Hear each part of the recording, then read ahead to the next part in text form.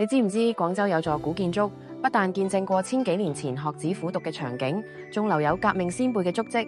答案就係番禺學宮啦。佢始建於北宋慶曆年間，而家保存落嚟嘅係明清時期規格嘅建築群，係廣州規模最大、保存最完整嘅古代學宮。坐北朝南嘅佈局，足足體現出禮制嘅嚴謹。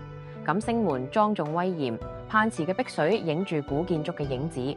大成殿入面，孔子同佢弟子嘅排位整整齊齊，好肅穆。梁架上嘅木雕同磚雕手工精湛，默默講住嶺南工匠嘅智慧。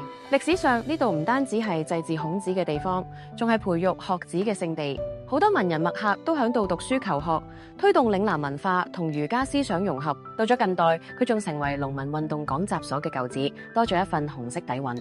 而家行入去，老樹枝葉遮住青石板路，古建築嘅飛檐影喺碧水上面，絕對係感受文化同歷史嘅必去地方。